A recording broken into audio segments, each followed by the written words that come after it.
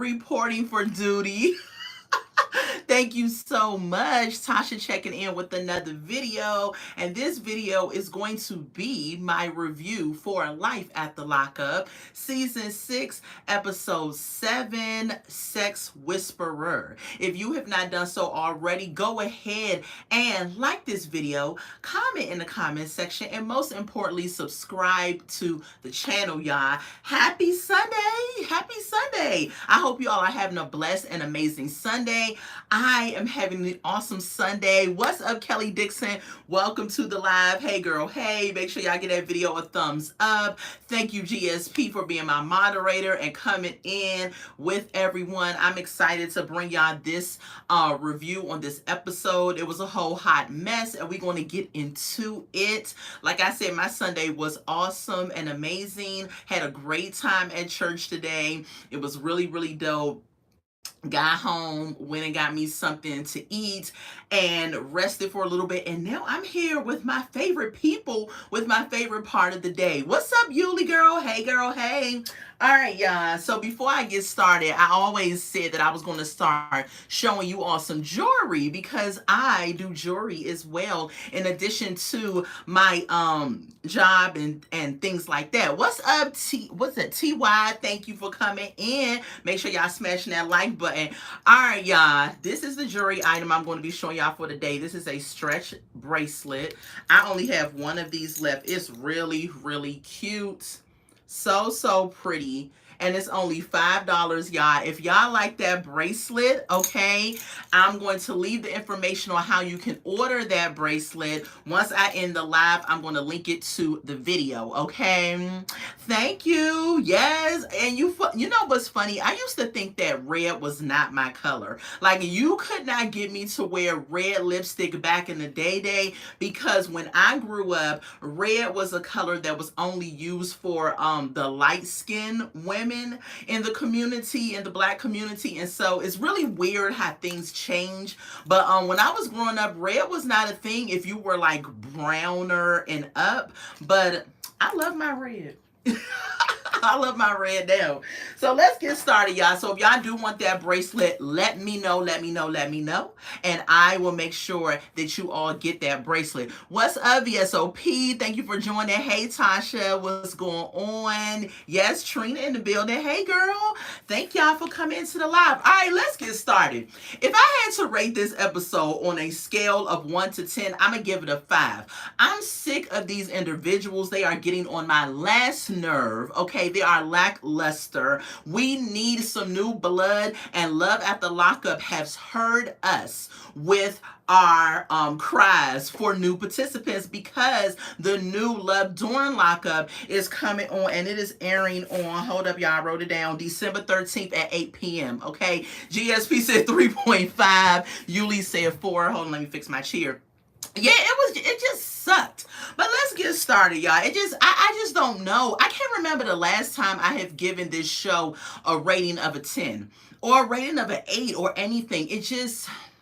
I don't know. It sucks. I don't know. But let's get started with Melissa and Louie. Let's get them out the way because they ain't have nothing going on. So y'all already know Melissa and Louie are now engaged, okay? They want to shout it from the rooftops. They want to tell everybody. So Melissa and Louie decided to invite her dad and his mom. He said, his mom in town, let's invite them out to eat and share the news with them that we are engaged, okay? And so, you know... they get to this little restaurant. Sorry, y'all. My chair is a little jacked up. Trying to position it. So they get to this restaurant. Miss Donna is there before them with the dad, before Melissa and Louie show up and everything. And Melissa's dad, you know, prayers up for Melissa's dad. He looks really sickly, and I don't know what's going on with him. It could be due to old age, but I hope that's all it is, and he's not like really, really sick. Yuli said, child, it's like you gave us the bang with your pressure, and now you get and get is hold on, turn up smoke. Okay, I gotta read that again. Melissa and Louis is back because they need the money. Absolutely, they need the money. Melissa and Louis is not one of them couples that I want to see ever again. When they get off this season, I don't want to see them no more. So prayers up for Melissa, dad. I don't know what's going on there, but it could be. Oh, it's okay, Yuli. My fingers be going like that with spell check too. But I do like Louis VSOP. I will say that I love Louis because I think he's doing amazing. I think he got out of jail. He's holding down 4 ways of making income, and that is better than any participant we have seen on these shows. Okay, so I love Louis. I think he's doing great. Let me move my tripod a little bit. I think he's doing great. I love it. His teeth are fitting into his face. Okay, and he's a good guy. I think he's a good guy. I think he made some mistakes in his past, but he's a good guy. You know what I'm saying? So they get to the restaurant, right? Melissa and Louis, they make their little late arrival, hugging their parents and stuff, and they sitting down, and yeah, here goes Melissa. Can you pass the water? Can you pass the rolls? Can you pass? I said, girl, if you don't get if you don't get your hand out of the way. So finally, Louis' mom saw the ring. Yuli said, I like them because I don't want them on my TV. Right, absolutely. So finally, nobody cared about the engagement. Right. Finally, Louis' mom says, what's that on your finger? Now, I don't know why Miss Donna is acting like that she didn't know that that was an engagement on a ring on Melissa's finger, because Louis did call her and say, I'm thinking about asking her to marry me and all of that. And he already asked the dad, so we already knew what was going on, okay? It is what it is. Ain't nobody sitting up here surprised by the engagement. So the parents, first of all, if you wanted a grand parade and bells and whistles, why you didn't invite your sisters, Melissa, or why you didn't invite some coworkers from your job? Those people would have probably been like, oh my God, yay, and been very happy for you. Them old people were sitting there like, what? Is that even the ring? Like, they could barely see it for like the first 5 minutes. Kelly says, I love the fact Louis took up for Melissa. Yes, he stood big on business. He absolutely did. And he always does that because he really, really loves her. And in the beginning, I questioned if he really liked her like that. But he does really see it for Melissa, and he does really love her. So yeah, Miss Donna, some of these boy moms get on my last one. They get on my last entire nerve, because what she did next could not have been me. Melissa, she got me messed up. She gonna sit up here and ask Melissa, I can't see it. Can you take the ring off? I would have been like, here it is. How can you not see the 2 carats? Okay, it ain't like it was a microscopic ring or something like that. So Donna's weird.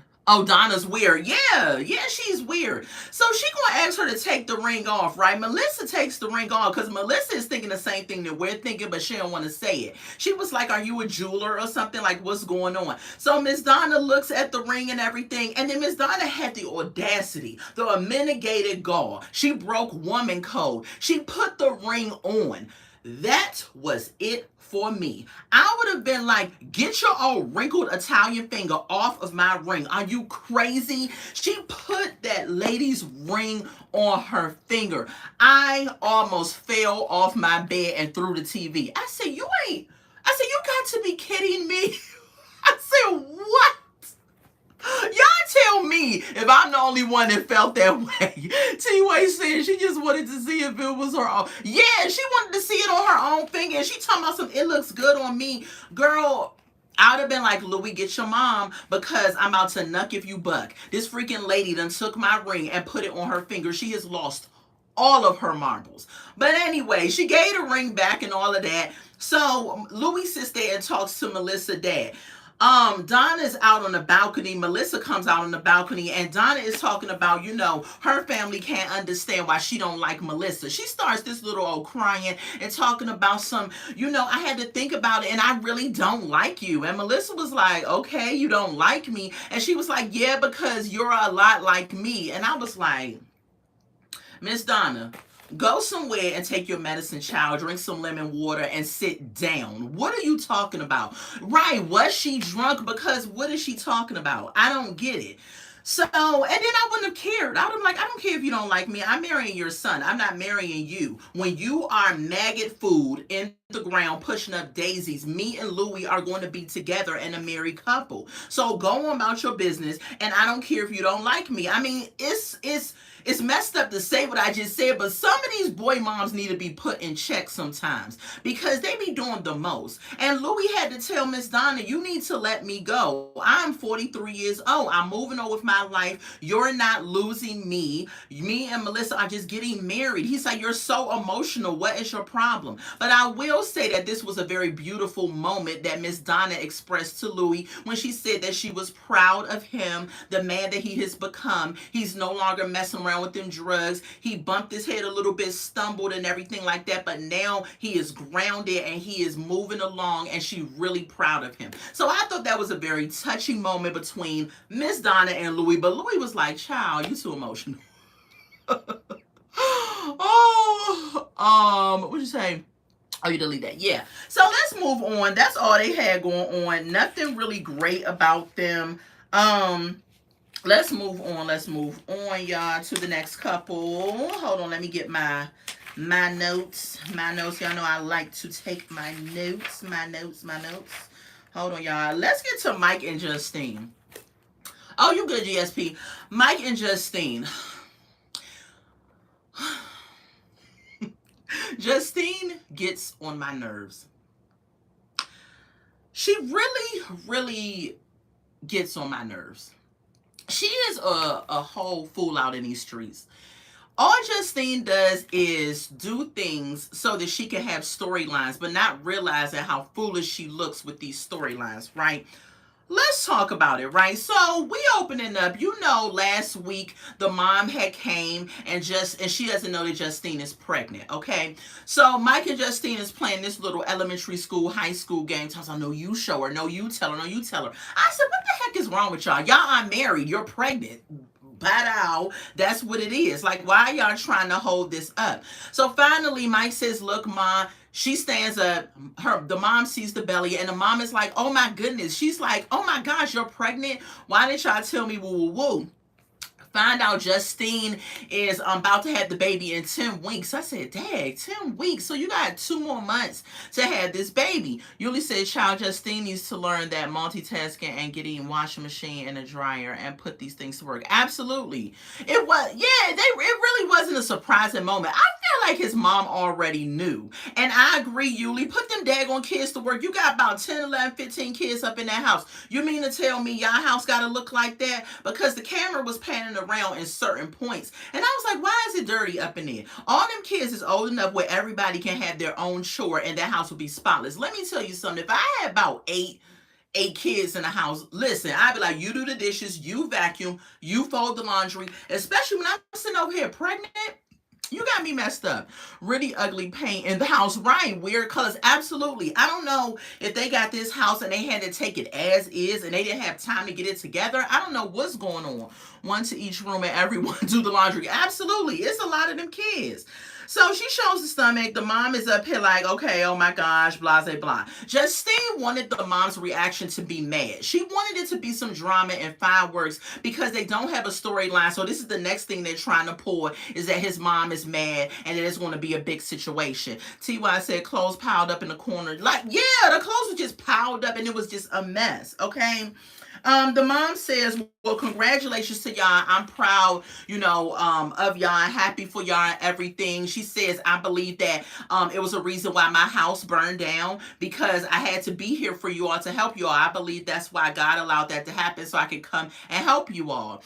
And have we seen Justine cook? Girl, Justine do not cook. And the only that we've seen cook has been the mom. Yeah, only the moms cook. Justine don't be cooking, child. We done seen her pack some lunches, but we ain't seen her cook, okay? Justine cook, good question. I don't think she cooks. She microwaves. Right, she microwaves. It's ding for breakfast, ding for lunch, and ding for dinner.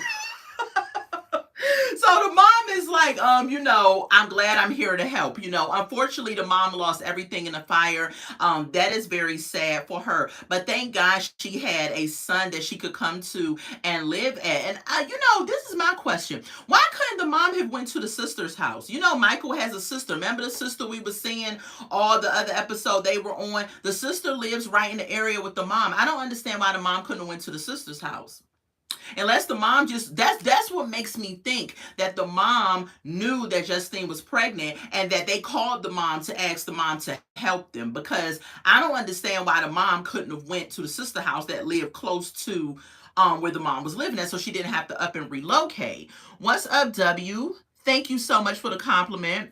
And I do like his mom as well, GSP. So the mom is there, and Justine goes, she gets in the bed and everything. We see Manhattan. Manhattan is so beautiful. She's such a beautiful baby, right? And the mom is like, well, I'm here, I'm just going to go ahead and start the laundry, fold up the clothes, and things like that. And Justine made a face like, I said, Justine, why are you mad about the mom wanting to help you fold up some of them nasty clothes in that house? So the mom is like, well, I'm going to fold the clothes up unless you don't want me to. And Justine is like, well, I just like things a certain way and I like to do things. Justine, sit your butt down. His mom is there to help. Take the help. What is wrong with you? What is the problem? It's like she wants some drama to ensue when it's not going to happen. Watch the mama cook, clean, do laundry all in one day. Child mama's injury. Absolutely. T-Way says, I remember the mom trying to move with them to Vegas before this fire. Yeah, the mom was trying to get to Vegas too. And truth be told, I would have told my mom, come on, because I got about 8 kids. Now 9 kids. I would have told my mom, come on along and help out. What else happened? So Justine, the mom says, well, did you tell your mom that you're pregnant? Justine goes and says, no, I didn't tell my mom because she's always mad. Justine, she probably always mad because she done had to deal with your tail since you was 17, popping out babies left and right. Not only was you popping them out, she probably had to take care of your children. She's probably tired. She's mad for a reason sometimes. Don't act like your mom just walk around and be mad, Justine. What W says, it's not only a compliment, it's true. Just look in the mirror or you will see I'm telling the truth. Thank you again. Thank you again. Yuli says, my mom be coming to my crib. She will clean even if it was clean. She will cook, marinate, and make sure to buy me meat and do laundry even. Yep. And your moms, and there's nothing wrong with that. That's what grandmothers do, okay? Long as they're not being annoying or whatever like that, and they're helping you. And Mike's mom seemed like she's very genuine and would not be annoying. But Justine talking about she don't want to tell her mom and all of this and that. And I believe that the mom is just over Justine and her shenanigans. But now that Justine is married, maybe the mom will feel a different way. Justine doesn't know because she's not telling her mom. But I don't like Justine. She's a spoiled brat. She's very ungrateful. She thinks the sun has to rise and set on her, and she sits up here and she's trying to make an issue out of nothing, okay, because she's trying to stay relevant and get that love after lockup money and all of that, and it's not even that necessary. Child, just get over it. Be happy that somebody is there to help you, okay? Oh no, I bet I left her. I need a break. Right. I need a break. Shoot, I got a newborn. I got a 10-month-old baby in the crib, and I'm good and 7 months pregnant. Yes, please come in and help me. Shoot, I'd be happy too, GSP. But anyway, that's all that happened with them. Let's move on to the next couple, y'all, which is going to be Bianca and Daniel. Another delusional person. Is it me or that Bianca's skin? She looks like she's pale or something. Ask her to paint them awful green in the living room. Yes, give the mom a list of things to do. No need to thank your parents for creating such a beautiful woman. Thank you, W. The corpse bride, absolutely. Why does Bianca look like she needs some sun? I don't know what it is with her. She looks like she needs to drink some water and stop getting in vodka and crayons. The vodka and crayons is taken away from your complexion, okay? I think she is just not that into him. That may be true. So we open up, right? It's in the morning. They in the kitchen. Child, did y'all see Bianca cooking them eggs? Did y'all see Bianca cooking those eggs? She don't even know how to cook eggs, and she up here wanting Daniel to make her a wife. It was ridiculous. Thank you again, W. Right, GSP.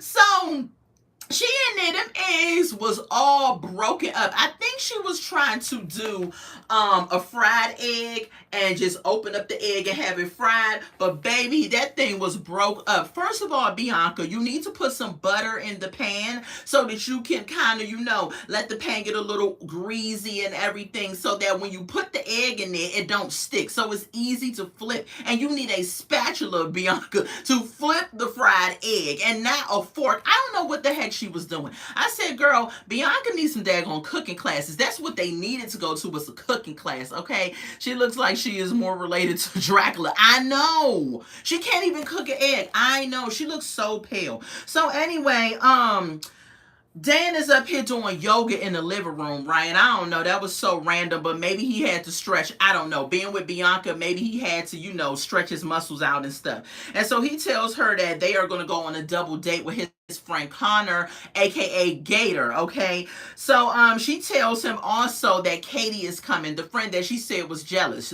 She said she missed Katie and Katie is coming. He said, oh, Katie's coming. When is Katie coming? She talking about tomorrow. Girl, why you just now telling this man that your friend from back home is coming tomorrow? And I know that she's going to try to have her stay in their house. There is a man in their house. Did you even make arrangements, go shopping, whatever? You just can't pop up that somebody's coming to the house and not tell him. But again, Bianca already told us last episode, I pay all the bills. I do all the stuff. I buy everything, so I ain't got to tell him a daggone thing. So I was like, that is disrespectful. And even Daniel was like, tomorrow, day. Okay, W. Daniel was jail talking to her. Yes, about marriage. Absolutely, Kevin. I would have been Katie. I would go, sir. Absolutely. I wouldn't have said nothing else to her, especially when she accused me of being jealous. She said, I pay the bills so I can deal with it. Absolutely. So after that, she brings up that she wants them to go see this lady, right? And he's like, what kind of lady? What are you talking about? She's talking about, your sex is just bad. I said, here we go again. I said, maybe his sex ain't bad, Bianca. Maybe, something wrong with you. Why it always got to be Daniel? You know what I'm saying? It might be something wrong with you. But she said she wants him to go see this little sex therapist or whoever this person is supposed to be to help Daniel understand where to go. Like to draw Daniel a map. Why does he need a map? Let me tell you something. When Adam and Eve was on the earth, Adam ain't need no map to get to Eve, and he got her pregnant. So what the heck you mean, I need a map, I need somebody to help me? I didn't understand that part at all. I'm like, I don't care how long you've been locked up. The basic anatomy of things is there is a hole, I have a penis, stick it in the hole. Like, I don't understand why they had to even go do this. But anyway, he signs up for the shenanigans that Bianca has, okay? Because she says she doesn't feel anything when they're having sex. So maybe he's too small. I don't know. Maybe that's why she don't feel anything. Or maybe she needs a vodka and crayon to feel something. I don't know, okay? Stop and get a cut and deep conditioner, Bianca. She needs that too. Like, she got all this money. She needs to go book herself a salon appointment. Like, she looks really oily too. I don't know what's going on. So they ended up getting in a good old car and they go on down to this lady, right, who is a somatic intimacy coach. Now, I have never heard of this until this show. Now, this is something I believe another content creator said this. I think Love After Lockup producers went and found this lady, because Bianca doesn't look like she would look up no somatic intimacy coach. She don't even look like she knows what that means. He said it was like spaghetti down there. It's confused. He did say that. He did say it's like spaghetti. So was he talking about her hair or something? Was it a lot of hair? Did she need to wax or shave or something? I don't know what was going on. I was just confused. I was like, so what does he mean spaghetti down there? I said, maybe Dan, you do need some help, okay? So they get in the office, right? And the lady is sitting there and everything, and she's just like had all these pictures on the wall of different parts of the woman's body and blah, blah, blah, and all of that stuff. And Daniel was like, I've never even seen any of these pictures. I said, Daniel, you didn't take sex education in school. You didn't do none of that. Like, at this this point, you could have took your phone and Googled what y'all went to go do. GSP says, I was thinking it was like a bowl of spaghetti. Right. I'm like, did she actually put a bowl of spaghetti down there? So they get in the office. The coach asked them to straddle each other. And this part was like really weird. So they're straddling each other and they're looking at each other and they're asking each other questions back and forth. And when the question is asked from one person, the other person is supposed to say thank you. I don't understand what that was about. Okay. So it was just weird. And then after they did that for a few minutes, then she says, okay, thank you for coming for this session. I said, what session? That didn't give Daniel any type of navigational skills on how to have the sex. What was straddling her, asking her questions and saying thank you back and forth supposed to do with increasing their sex life in the bedroom? This was just so stupid and a waste of film. I don't understand why they had to go to this lady, because it's not like she told them anything. She didn't do no positions with them or nothing and say, look, you need to learn how to get here, do this, do that, nothing. It was just a bunch of questions and that was the end of it. You could pay me to do exactly. I could have did that. Shoot. So they leave, right? And they about to go meet up with his friend Gator. Okay. What else happened? Hold on. So before they leave, she asks the relationship status. The lady asks their relationship status. And hold on. So Dan says girlfriend, but Bianca says engaged because Daniel asked her when he was locked up. Bianca, the man, he said you don't have a ring, so that's why you're not engaged. And that's what his thinking is. He don't care if he asks you or not. Bianca, stop trying to make fetch happen, right? Stop trying to make this happen. This guy has told you over and over again that you are not engaged, right? Forced engagement. You are his girlfriend. When a person tells you something one time, believe them. And he's told you several times and you still don't get it. I don't understand it. So they went on this double date, y'all. They end up on this double date and we meet his friend, Connor, a.k.a. Gator, okay? They sit down and everything, fetch, right? Y'all, if y'all know what movie that's from, you all right with me. Right. So they meet the friend Gator and the Gator's fiance, and her name, well, what was her name? Was Celesta? Calesta? Child, I don't know what that name was. I had wrote it down, but I don't know what the name was. What was her name? And I had wrote it down. Hold up, y'all.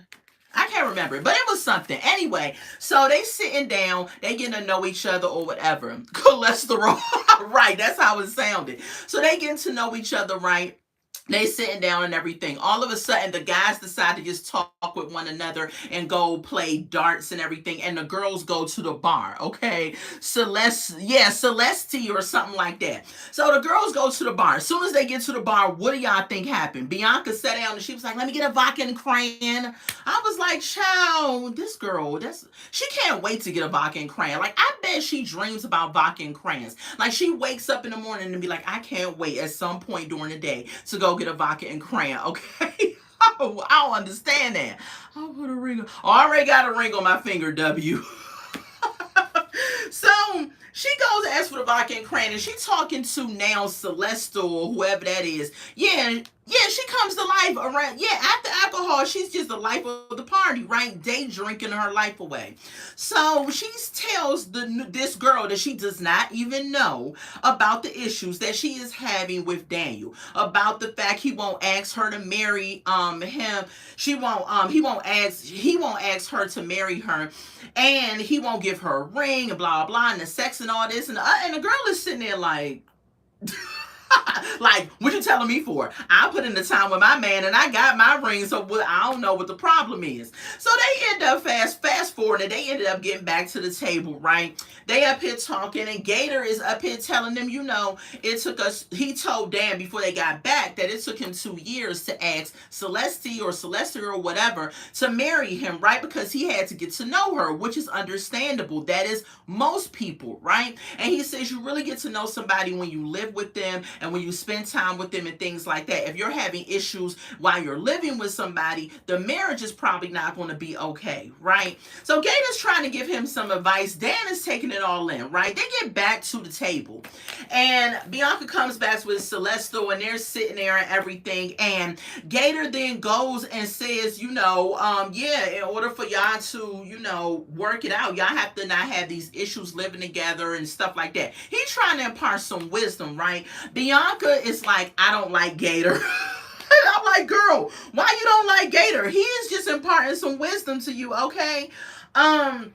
So then after that, Bianca says, we were over there talking, and look at her ring and everything. Isn't that cute? And Dan is like, oh gosh, this is ridiculous. So Dan tells Bianca, we're not getting married. Yeah, we still got things to work out. Basically stuff he's been telling her, and now he's telling her in front of these strangers, right? So then they just changed the subject, and Gator is like, well, since y'all not getting married, and this was real shady, Gator. He says, since y'all not getting married, why don't you be in my wedding? And I was like, boy. And Dan was like, sure.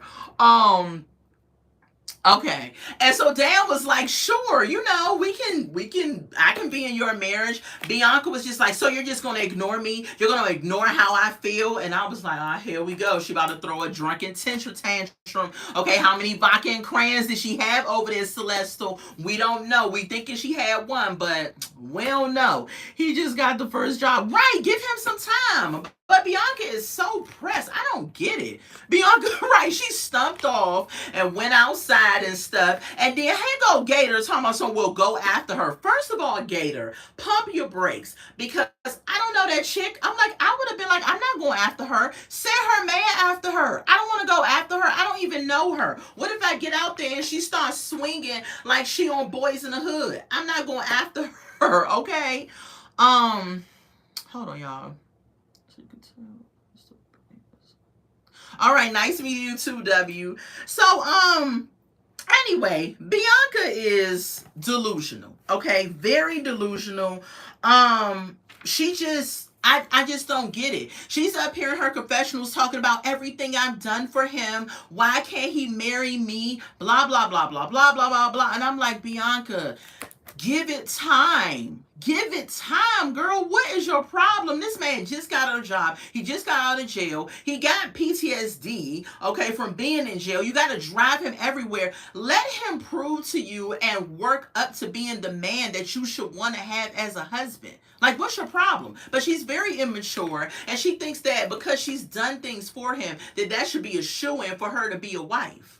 No, ma'am, it don't work like that. But anyway, let's get off of them psychos and get on to the next couple, which is Z and Troy, y'all. They ain't have nothing really going on this episode. Z is another one that gets on my last nerve. Her and her bad skin is just ridiculous, okay? So, let me make sure that's the first page of them. Yes, it is, because they ain't had nothing going on. So, Troy... Remember last episode, he got a call from his mom that seemed urgent. He was about to take the son, Azrael, I think that's his name, to a science museum. Okay, so the mom calls with this urgent call. So the call was that Troy, the daughter, she wants to come to Syracuse, and she wants to see Troy. She misses him. The mom is like, she's crying. She wants to see him. And he's like, well, I already got plans. I'm about to leave the house. Like, what do you mean? I can't come to Buffalo right now. She's like, the mom, Karen, is like, no, I'm bringing her on the train. He's like, you're bringing her right now? She's like, yes. And so this was staged because I believe this was already planned for the mom to come with Troy, because the mom had a whole suitcase packed like she was staying for a couple of days. If this was an impromptu thing where a child was crying and falling out and stuff, how the heck you got luggage, mom? The child would have had a bag, I understood that, but you got luggage. So I think this was already planned, and she already knew that she was coming, okay? Troy's daughter is so adorable. She looks like him. Yes, she does look like him. She is so, so cute. So he gets to the train station, and he tells Azrael to come with them, okay? And before the mom said no, right? Okay, so she's already like, well, we're on our way to the train station. He keeps calling Z's son Monkey Boy. Now, I don't know if y'all have heard this. I have heard this last episode. He did it again this episode.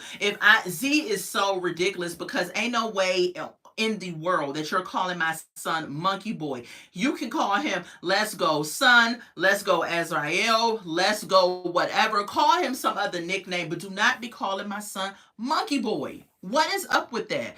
Yes, I hate that nickname too. I could not believe that. I was like, what? What are we saying here? So he gets him in the car. They pull up at the train station. Karen is there with little Troy. As soon as she sees Troy, she gives him a hug. She runs to him. And I appreciate that. I appreciate the fact that Yana did a great job in making sure that the father, Troy, stayed relevant in the daughter, Troy's life. Because if she did not make sure that she was able to talk to him and see him and make sure that he's relevant in her life, she would not have wanted him and ran to him with open arms and everything. The relationship would not have been there. I think Troy's a little slow.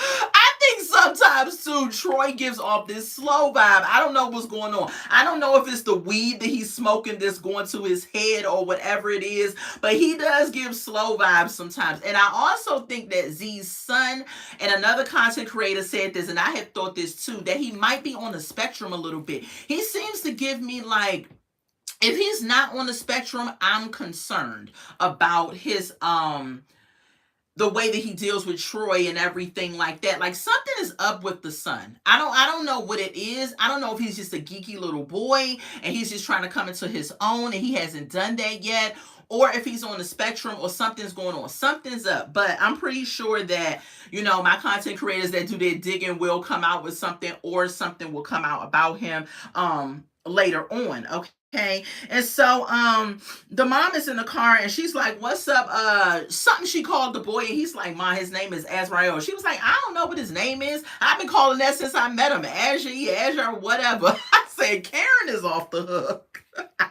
So the mom starts talking to Troy, basically. And she says, you, Yana, and Z need to figure this out, okay? Because the baby wants to be around you. She wants to see you, okay?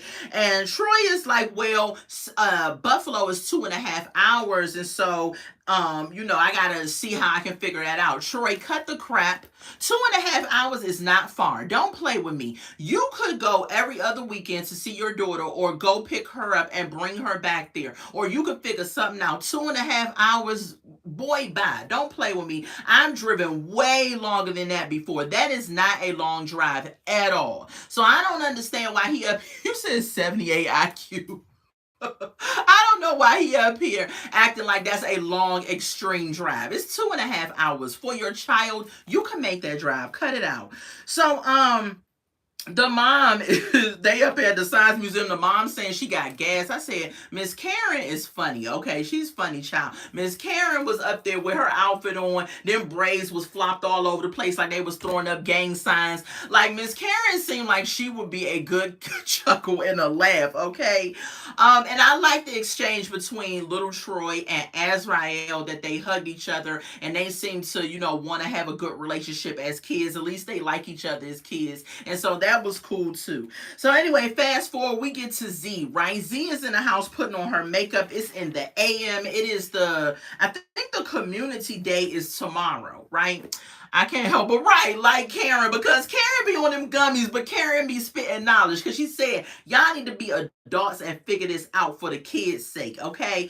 So it's the next morning, Z in the bathroom putting on her makeup per usual, doing some type of skincare regimen. Why every time we see this lady on the screen, she got something that she's doing to her skin? This time she had patches under her eyes and all of that. It's like, Z, why don't you go see a dermatologist at a free clinic or urgent care or something? Let them know I got all these bumps on my face. I don't know what's going on. Give me some type of treatment, something. But you sitting up here keep piling makeup on top of it, thinking that's going to take it away. That's a temporary fix. And then it ain't even that temporary, because if you got a bump on your face and you put makeup on top of it, it's just going to be a highlighted bump. Like, it ain't going to take away nothing. But anyway, her face is nasty like her soul. That's what it is. You know, when you ugly on the inside, it resonates and it comes out on the outside. So that's what's going on there.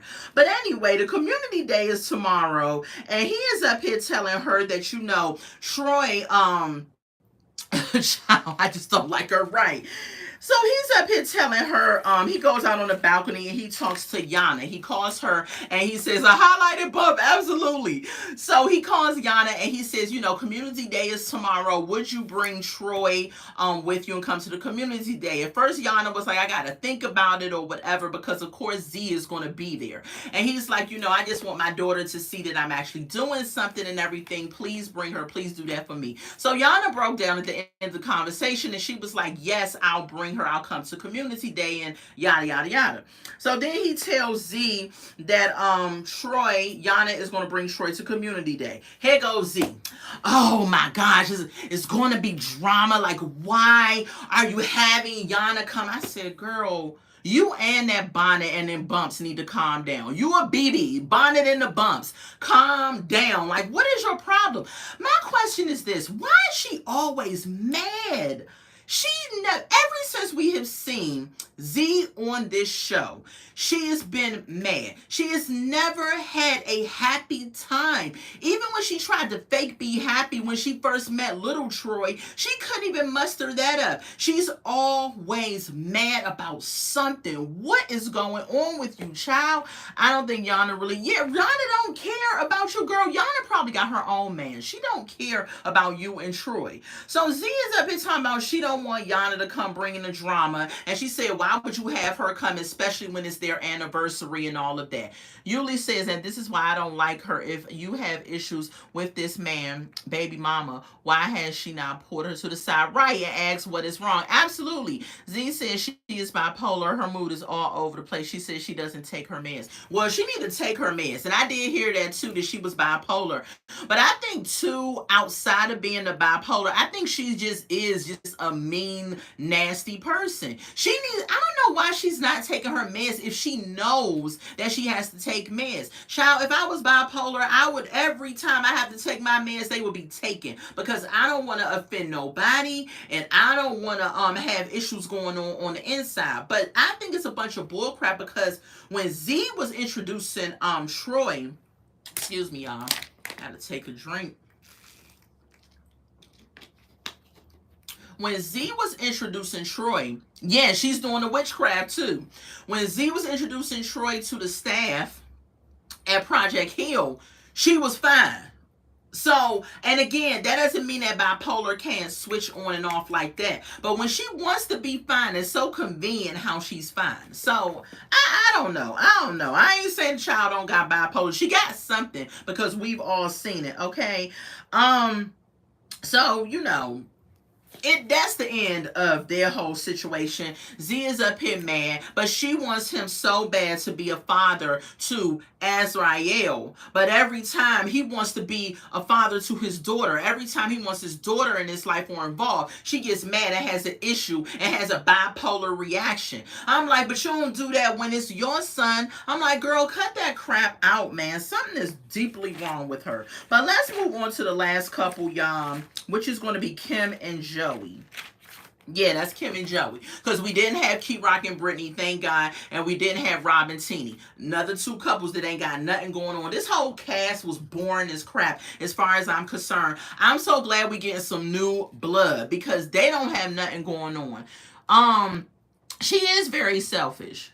He has his daughter too. Yeah, he has to spend time with the daughter, and I don't understand why she doesn't understand it. He has his own child.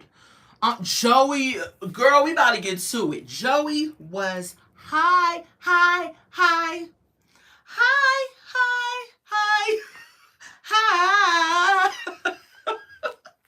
Let's get to it, y'all. Oh my gosh, Kim is a bad mother. Let me just say that. And normally I don't call mothers bad, because that's a tall thing to say and a very interesting term to say, because kids don't come with any instruction manuals. But I say that because you are letting this guy that you think may be on drugs again be around your children. You're letting this guy that's vaping all over your house be around your children. You're letting this guy who will not go get a job be around your children. He is setting a bad example before your sons. You have two sons, and you're letting this guy not have any type of positive influence in the household. You think because them kids is young that they can't pick up on Joey's antics, Kim? You idiot. I can't stand when mothers do this, man. Anyway, he was on top, right? He was obviously on something. Yes, draining the tank. He said, I know that song. This be my song. Okay. Let's go into it. So they looking at a house, Kim and Joey. They looking at a house. They find this house that they like. Okay, they in North Carolina. They're in Eden. Okay, they found a house that is 214,900, right? Okay, she said that is 30,000 over the budget that she wants to be at, but she loves this house. Okay, so they decide in order to raise the down payment and stuff that they need for the house, they gonna have a yard sale. So they start dragging out all of their dusty, broken up stuff and put it on tables to see if they could sell it. Okay, boy, this is a mess. So her dad is about to pop up at the house, right? And Joey is talking about, and this is how much of a trash man Joey is, right? Right, sell his rims, right, GSP? You said sell the freaking rims. Because if you sold the rims, you would be close to the down payment that you need. Because how much was the rims? 2,200, and I think the down payment was 7,000. So sell the freaking rims. Or matter of fact, sell the freaking car and the rims, and you would have had the down payment and then some. Okay, I just don't, child. Anyway, so Joey's such a trash individual, right? Kim's dad pulls up, and she's like, we should ask my dad for the money. Instead of Kim going to go ask her own dad for the money, she wants Joey to go ask the dad for the money. The dad don't like Joey, Kim. The dad still is like, where's my bike that I know you had a hand in stealing, Joey? Why the heck would you have Joey go ask your dad for some money for a down payment on a house? But what does he do? He goes and asks dad, right?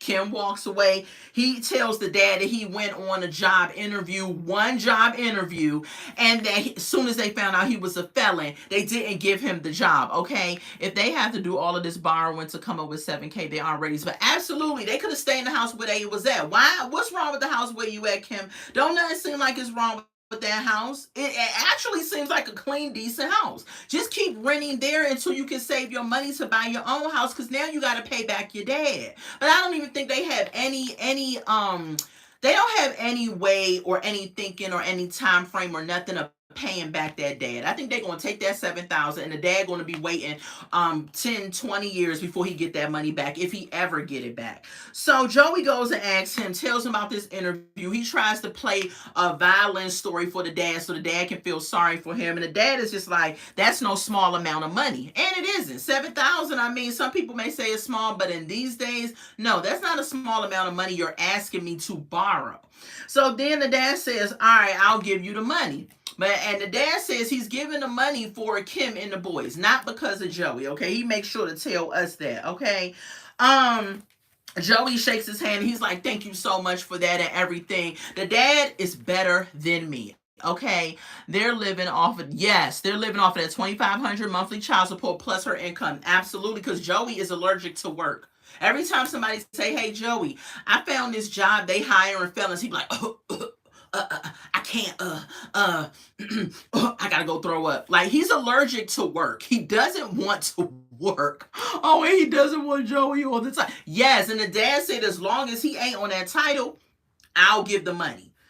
I said, that dad do not like Joey, okay? So Kim is up here like, thank you, Dad. We love you, Dad. Thank you so much for giving us the money and everything like that. Kim is trash, too, because I would have went and asked my own dad. Matter of fact, the dad seemed like he would do anything for you and the boys. You need to drop the drug addict and just focus on your life and your boys and making your life better. But Kim is a serial bride. She's addicted to being married. She's addicted to having a man in her bed. She's addicted to all of that. So she just cannot see what's clearly in her face that this man is on something. And you sitting up here doing all of this in front of your boys. You have sons. Like, even if you had daughters, you're a mother. Come on now. Stop being stupid. Fast forward. They end up going down to the good old bank to open up a joint bank account. Now, she already said she suspects in some of her confessionals that Joey might be on drugs again. She said he might be on drugs again. She said he been acting strange. She didn't say drugs. She said he been acting strange for the past couple of weeks. But she already knows what it could be, right? So she goes down to the bank to open up a joint bank account. First of all, what you opening up a joint bank account with this dude for that ain't got no job? What is he going to pour into the bank account? Not nothing. What's going on, Trey Woo? He's definitely on something. Is that Trey? Yeah. He's definitely on something. So why you gonna open up a bank account with somebody that you think is on something and he don't have a job? So he not putting nothing into that joint bank account. Not only that, they both end up getting cars. Joey's gonna be swiping away, and you gonna realize when you try to go buy groceries, it's gonna decline because he done used up all the money in the joint bank account. Kim is a freaking idiot. I don't know why she always act like this dumb moment on her face. Like when they was telling her about having to pay the father back if it comes out that Cases is Joey's father instead of her ex that's paying her the child support. She was like, what? I gotta pay him back? Girl, how did you get this far in life and not know these simple things? So she can spy on him. Yeah. So okay, so they go into this bank. Kim tells the banker, right, that he said he has to run a credit check and everything to open up the bank account. Kim is like, what? I said, girl, have you ever opened up a bank account? I said, what? Is she the felon? Girl, what is wrong with you? So she tells the banker dude that he don't have any credit. He just got out of jail. The banker dude was like this. He looked like he was ready to say, okay, yeah, let me get somebody else to help y'all. He looked like that's what he wanted to say. So she tells Joey to go get his phone, right, because they needed something out of his phone or whatever. He goes out to the truck. He cannot find the phone, right? He says, I can't find it. And she was like, you was just on it before we got here, child, whatever. Joey acts like a child. That is her third son, actually. You know, he would not be a man that I would want to be in a relationship with at all. He is acting like a child. He's very immature. I know he just got out of the jail, but dag on, you know how to do some things. You ain't that out of it or out of touch. But that's because he's on drugs too. So he ends up lying about the phone. They end up, when he goes out to the truck, she asks the banker. The banker wanted to laugh, right? She asks the banker, is there a limit we could set on the account so that it can't go overspent or overdrawn or whatever? He says the budget per day is $2,000 on the account. And she's like, ooh, that's a lot of stuff you could do in one day with $2,000. I'm like, Kim, you're an idiot, because why are you even sitting in this bank getting this card with this dude? I wouldn't get a joint anything with Joey. He wouldn't have me on nothing with him. Everything I have would be singular. And so you prove to me that you can be the man that I can trust, love, respect, and marry. I'm not joining nothing with you. I don't even want to join life with you. Like, why is she even doing this? So what else happened? So they leave in the place, right? Because Joey comes back. He said he can't find the phone. They leave in the place, right? They get these two cars. Why does Joey say he wants to stop real quick? He pulls up at some auto place looking at tents or looking at some amps or something for the truck or whatever. Kim is like, why are we here? You don't need anything in here. You just want stuff. He's like, I'm just looking. And she's like, your window shopping ends up turning into reality. So after they leave that place, he's up here talking about some, you know what? Just go. I need my space. I need time to myself and everything. And so then she's like, what are you talking about? He gives her the keys, like, I'll just walk. She's obsessed with him, so she does crazy stuff for him. Absolutely, and I don't know why. I don't know why is she obsessed with him. Him and his baby making hips. Joey's hips don't lie. He got Shakira hips. That's Joey hips, y'all. Like, really, I mean, look, if you go back and watch him, if you have not seen Joey's hips, Joey looks like an upside down. No, he looks like a ketchup bottle. He looks like a ketchup bottle. He goes down like that and he comes out. Listen, Joey got them hips, okay, that all the women want. He got them baby making hips, y'all. So he argues with her so he don't have to get in the car with her. So Kim gets in the car, drive. She find him walking. Oh, 40 ounce. Right, that bottle. She finds him walking. She comes and she rolls down the window and says, get in the car. So he gets in the car. As soon as he gets in the car, he's like this. And I'm like, what is wrong with Joey? What is really wrong with Joey? So after he gets in the car, they get back to the house and he tells him I need to take a nap. I said, what you need a nap for, Joey? You don't work. You don't do nothing. You even stopped taking the kids to school. We ain't seen you drop them kids off in a minute. So he goes, gets in the bed, take a nap. The mom was watching the kids, and so Kim and the mom steps out in the backyard and they're talking. And Kim is telling her he's been acting weird. He's been tired all the time. He's been very secretive. He has a muffin top. He does. She's like, do you think that he's back on drugs? And the mom is like, man, if he's hanging around the same people, doing the same stuff, it is a possibility that he is on drugs again. Look, the mom is playing nice with Kim and trying to encourage her because the mom do not want to deal with Joey. She's like, please, I know the mom be praying at church. She's like, please, Jesus, let this relationship work out so Joey don't have to come back to my house because mama need a life too, Jesus. She don't want to deal with him. So Joey goes and sleeps, right? The next day they getting up for church or whatever it is, right?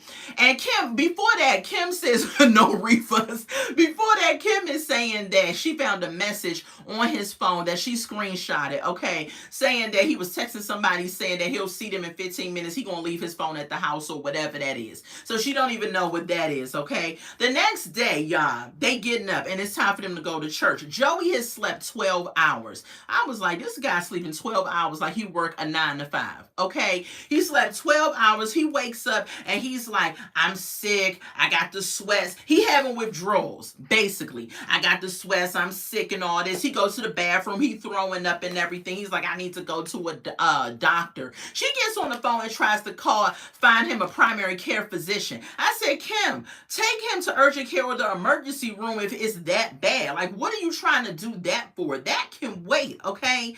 I think she was trying to avoid the inevitable of finding out that he has drugs in his system. And he's on parole, so he has to get piss tests. But if they went to urgent care would have ran some blood work and they would have found out that he has this or this in his system. And Kim was trying to avoid all of that because she still wants to have this happily ever after with a dope fiend. And I'm like, how the heck you going to do that? This dude needs to have himself in some type of rehab. He should have paroled at his mama house or a halfway house. You got 2 sons, Kim. He shouldn't have been knocking on your door for a daggone thing. Some of these women have to stop being desperate, okay? You have a house, you have a job, and you have 2 kids. You have an okay, decent life going on. And then you bring Joey with all his baggage, his drama, and his mess into your life for what?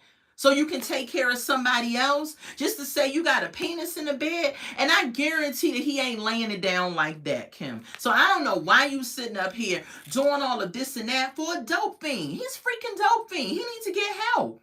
So she sits up here. He says he feels sick and all that. Why is she on the phone trying to find him some help? He up here vaping. I said, well, he ain't that daggone sick. He got that vape up on his lips. She said to herself she doesn't trust him. All of a sudden, after he starts throwing up, he starts getting dressed, putting on clothes, saying that he's going to take himself to urgent care. I said, now he's going to drive himself to urgent care. So Kim is like, no, I need to go with you or what have you. How you going to do that, Kim? You got 2 kids in the house. Because one, the little boy was playing Batman. He peeped around the corner with Batman on like, do I need to come? Do me and Robin need to come and save you, Mom? Like, I am Batman. He was peeping around the corner. Right, the trap house. That's exactly where he was going to get his fix, okay? So then Kim is trying to tell him, I'm going to come with you and everything. He's like, no, I don't need you to come with me. Don't come with me or whatever, okay? You saw that too, GSP. So then he gets in the car and speeds off. Did he leave? Hold on. Okay, yeah, he leaves. Kim said if she finds out he's on drugs, she's going to have to walk away because she got kids. Now she wants us to believe that she really care about her kids, that she mother of the year. What you mean if you find out he on drugs? Why don't you Google the symptoms of a drug addict, Kim, if you're not sure? Like, stop acting like you are ditz or out of your mind or something. You got 2 kids. You need to put on your mom hat. Google the mess. This dude is showing all the signs of somebody who is having withdrawals. What do you mean if you find out he's on drugs, then you're going to leave? He's on something. He's done several things to make you walk away, but you still up here wanting to be a wife again because you're addicted. You're a serial bride, and you just want to be married. I just can't with her. She is freaking a dingbat and an idiot. I don't understand why she's sitting up here letting this man do all of this to her to add on to drama. You have 2 small kids that you have to be concerned about. Forget about him. If he leave, you should have told him, if you leave my house, don't come back. And I mean it. Your stuff will be outside and the doors will be locked, because he's not going to no freaking urgent care. He's going, like GSP said, to the trap house. He going to the dope dealer to get his fix because he having withdrawals and he hasn't had it in a while. Girl, wake up. There's nothing about this man that is attractive that I believe should make her want to stay with him at all. But for some reason, Kim has to have a man. She has to have it. I don't understand that. And it's crazy because my father and my grandfather is like that. They have to have a woman. They always got a woman around. Had to have a woman. Well, my grandfather was. He's now passed on. But he always had to be with a woman. My dad, I don't even think he's divorced right now, and he has a new woman. You know what I'm saying? People like that always got to have somebody, you know, and I don't understand what that's about. I would rather be alone and happy than be with somebody and going through all of these situations and issues and all of that. For what? For what? Yes, serial monogamous. They gotta be with somebody, and it's crazy. But anyway, y'all, we gonna see what happened next week. This episode was a dud. Like I said, I gave it a 5. Y'all let me know what y'all thinking. Go ahead and like this video, y'all. Go ahead and subscribe to the Redefine Me channel. We have a good time over here, and that is my review for Life After Lockup, Season 6, Episode 7, Sex Whisperer. Replay watchers, shout out to y'all. How y'all doing? Make sure y'all leave a comment of the couple that y'all think is getting on y'all nerves or think is interesting. I don't know. We're going to see. I can't wait for the new season to start because these couples are... I'm over it. Thank you, GSP. Thank you all for commenting. Thank you all for stopping in. Make sure y'all hit that like button. Thank you for the compliment of the great review. Make sure y'all subscribing. I will be here on tomorrow doing a motivational short video. I am also going to be, I'm done with, Love is Blind. I ain't doing that no more. Good night, Kelly Dixon. But yeah, I got some new content coming out. I'm going to also start reviewing some shows that I've been watching on Netflix. If you all have not watched Rob Peace on Netflix, I think I'm going to come out tomorrow and do a review on Rob Peace. That movie was absolutely amazing. I loved it. It is a true story. If you have not watched it, go ahead and tune in on Netflix and watch that. If you all are interested in this bracelet that I showed in the beginning, okay, I'm going to leave my Instagram where you can DM me and just tell me you want that silver bracelet, and we can arrange for you to get that. That bracelet is only $5. And I think that's it. I think that's all my housekeeping that I have for today. But yeah, on Tuesday, I will be doing Lunchtime Language, where we will be talking about hot topics and current events. Of course, I do the car chat on Thursdays. And yeah, y'all, we got a lot going on over here at the Redefine Me channel. And y'all go ahead and make sure y'all notification buttons are on. And that way you can know when I go live. Because sometimes YouTube lets you know and sometimes they don't. But I love y'all so much. May y'all have a happy and blessed evening until we meet again. Bye.